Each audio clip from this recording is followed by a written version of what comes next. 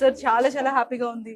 So ఒక్కటి ఏంటంటే big boss చూసిన ప్రతి ఒక్క ఆడియన్స్ కూడా మీ అబ్బాయితో సహా ఖచ్చితంగా శివాజీ గారు విన్ అయిపోతారని ఎక్స్పెక్ట్ చేసాం.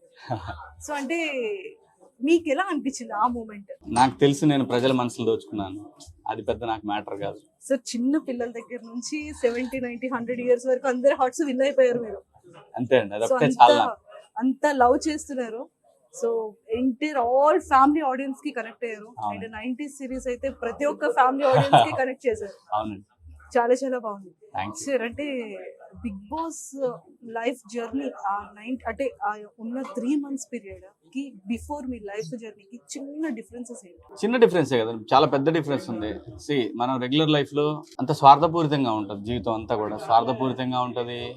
ఎక్సెప్ట్ ఫ్యామిలీ మెంబర్స్ తప్ప మిగతా అంతా కూడా ఏదో ఒక రంగస్థలం లాగా అనిపిస్తూ ఉంటుంది, ఏదో పాత్రలోకి. కానీ బిగ్ బాస్ హౌస్ అది కాదండి, అదొక డిఫరెంట్ వరల్డ్. వచ్చినప్పుడు అందరూ నటినట్లయినా కానీ వచ్చిన తర్వాత వాళ్ళ జీవితాలను వాళ్ళ పాత్రల్ని పోషించాల్సి వస్తుంది. ఒక అద్భుతమైన జర్నీ అండి అది. దాని నిజంగా చెప్తున్నా, ఈ రోజు కూడా నేను బిగ్ బాస్ హౌస్ మిస్ అవుతున్నాను. అంటే నీ క్యారెక్టర్ని జనం తెలుసుకోవాలంటే దానికన్నా బెస్ట్ హౌస్ ఇంకోటి ఉండదు. సో శివాజీ 1997లో ఇండస్ట్రీకి వచ్చినప్పుడు ఎలా ఉన్నాడో 2023లో కూడా అలాగే ఉన్నాడు. కానీ ఆ డిఫరెన్స్ బిగ్ బాస్ ముందు శివాజీ వేరని అనేది చాలా మందికి తెలియదు. శివాజీ అంటే ఏమో వాడు పొలిటికల్ పార్టీల దగ్గర డబ్బులు తీసుకుంటాడేమో, వాడు కొంతమందికి సపోర్ట్ చేస్తాడేమో అనే భావం ఉండేది.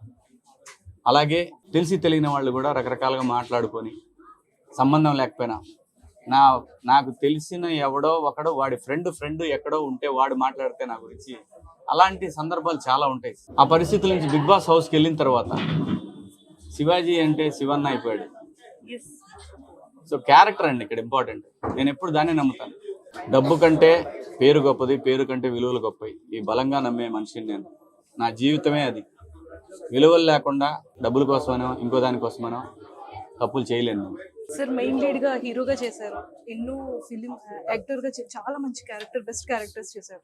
అంటే బిగ్ బాస్ సెలెక్షన్ అవగానే అంటే యాక్సెప్ట్ చేయడానికి మెయిన్ రీజన్ ఏంటి? ఏం లేదండి, మళ్ళీ సినిమాలు చేస్తున్నాను చెప్పడానికే చేశాను నేను. నా ఉద్దేశం అయితే అదే ఉంది. సో ఇంట్లో వాళ్ళకి నా పెద్దగా బిగ్ బాస్ అనేది నచ్చలేదు, వాళ్ళకి మొదటి నుంచి కూడా నచ్చలా. అన్ని సీజన్స్ చూస్తుంటారు వాళ్ళు పిల్లలు, నేను ఎప్పుడు చూడలేదు. నాకేంటంటే నేను ఆర్టిస్ట్గా నేను మళ్ళీ చేస్తున్నానని చెప్పడం కోసం నేను ఎవరిని వెళ్ళి అడగలేనండి, నాకు సినిమాలు ఇవ్వండి. నేను చేస్తున్నానని తెలియాలని, నాకు సినిమాలు ఇవ్వడానికి ఎప్పుడు రెడీగానే ఉన్నారు, కానీ నేను చేస్తున్నానని తెలియదు చాలా మంది. నాకు అదొక మంచి ఆపర్చునిటీ అనుకున్నాను, బిగ్ బాస్ వచ్చినప్పుడు వెళ్ళానండి, అంతే. సార్ స్పై మూవీ ఎప్పుడు అనౌన్స్మెంట్? స్పై మూవీ SPY అంటే శివ గారు ప్రశాంత్. అది నేను షార్ట్ ఫిల్మ్ అన్నానండి, మొదటి నుంచి కూడా ఇదే చెప్తున్నా. చాలా మందికి అది క్లారిటీ లేదు. అదే చెప్పాను కదా, మన గురించి తెలియకుండా ఎవడో చెప్తే అది 100 రకాలుగా వెళ్తుంది న్యూస్, అలా వెళ్ళిందే. ఇది షార్ట్ ఫిల్మ్ అండి, షార్ట్ మూవీ, అంతేగాని అది ఆ స్క్రిప్ట్ వరకు జరుగుతుంది. వాళ్ళిద్దరు కూడా వాళ్ళ డేట్లు కూడా చూసుకొని నా గ్యాప్ చూసుకొని చేస్తామండి, ఖచ్చితంగా చేస్తాం. మా మధ్యలో అదే బాండింగ్ ఉంది, ఏమి డిఫరెన్సెస్ లేవు. సార్ ఇంకా లాస్ట్ ఫైనల్ క్వశ్చన్ ఏంటంటే, ఇందాక స్పీచ్ విన్న తర్వాత చాలా గట్టిగా ఇచ్చారు, అంటే పొలిటికల్ దాని గురించి, అంటే నాయకులు ఎలా ఉండాలి, రాజకీయం గురించి. నాయకులు తప్పేం ఉండదండి, జనం డబ్బులు కమ్ముడుపోతున్నారు.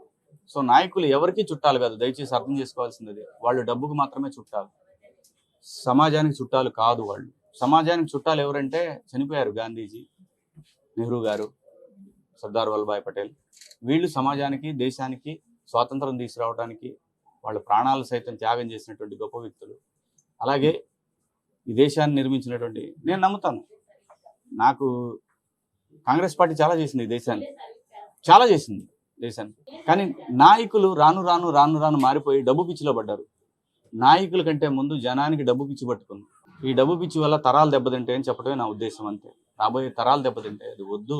నువ్వు కష్టపడి సంపాదించు, ఖచ్చితంగా నీకు జీవితం ఉంటుంది, దేవుడు నీకు ఇవ్వాల్సింది ఇస్తాడు, ఈ ప్రకృతి అందరినీ సమానంగానే చూస్తుంది. ఎర్రి వేషాలు వేస్తే తీసుకెళ్ళిపోద్ది, మన తనలో కలిపేసుకుంటుంది. ఇది చెప్పడమే నా ఉద్దేశం అండి. నాకు ఏ పార్టీ చుట్టం కాదు, నాకు శత్రువులు కాదు.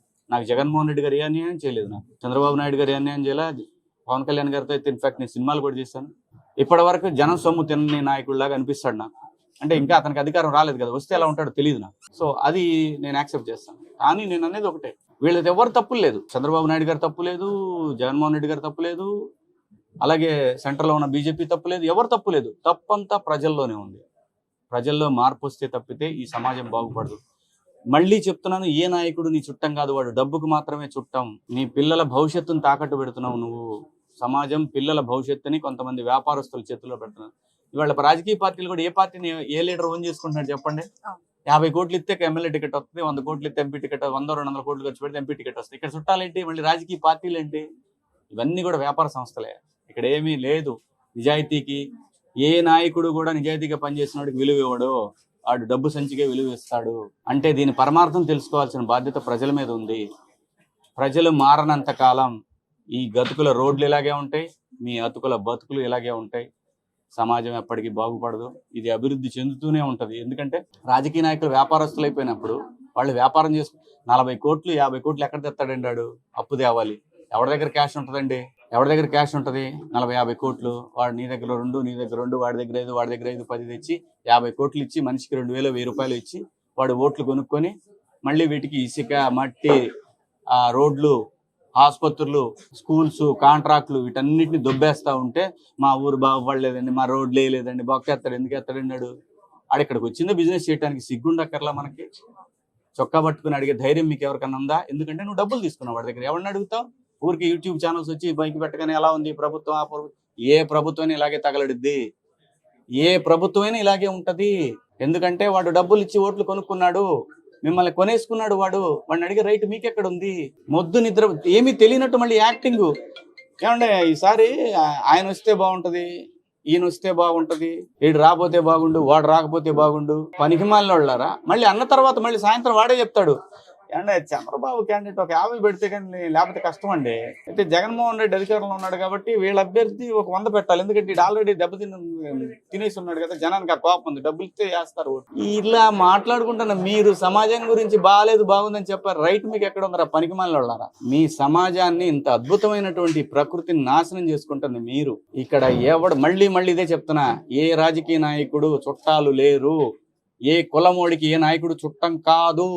వాడు చేస్తుంది ఇక్కడ వ్యాపారం. కళ్ళు తెరిచే ఉన్నావు. ఇంగితం వాడు. ఇది చెప్పడమే నా ఉద్దేశం ప్రజలకి. ఎప్పుడైనా సరే నేను రాజకీయ నాయకుడిని కాదు, నేను సినిమా నటుడిని, నేను సినిమాలే చేస్తా కానీ ప్రజల గురించి మాట్లాడతా. నేను మాట్లాడేది ప్రజల గురించి, రాజకీయాల గురించి నేను మాట్లాడను. నాకు సంబంధం లేదు. నేను ఎప్పుడు కూడా మాట్లాడలా.